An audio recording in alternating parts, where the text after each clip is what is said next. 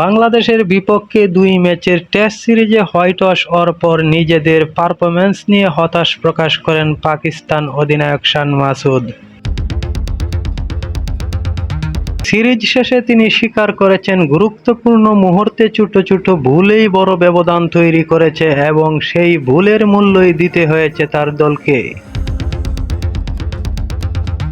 মিরপুর ও সিলেট ২ ভেন্যুতেই প্রতিদ্বন্দ্বিতাপূর্ণ অবস্থানে থেকেও ম্যাচ নিজেদের পক্ষে নিতে পারেনি পাকিস্তান। ম্যাচ শেষে সংবাদ সম্মেলনে শান বলেন, টেস্ট ক্রিকেটে আপনি যে কোনো ভুলের জন্যই শাস্তি পাবেন।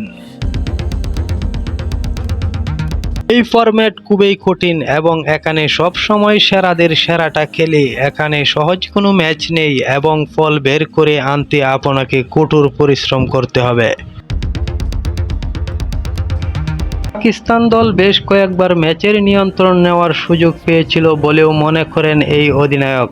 তবে ভালো অবস্থান থেকে ম্যাচ শেষ করতে না পারাটাই বড় দুর্বলতা হিসাবে দেখছেন তিনি। শান বলেন, আমার মনে হয় আমরা নিজেদের ভালো অবস্থানে নিয়ে গিয়েছিলাম। আমি হাতে গোনা কয়েকটি টেস্ট ম্যাচের কথা বলতে পারি যেখানে আমরা পুরোপুরি প্রতিপক্ষের কাছে হার মেনেছি।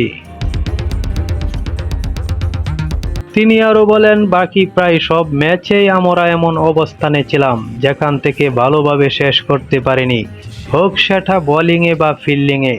৫ দিন ধরে ধারাবাহিকভাবে সেটা করে যেতে হয় এবং এই দলটির জন্য সেটাই সবচেয়ে বড় শিক্ষা।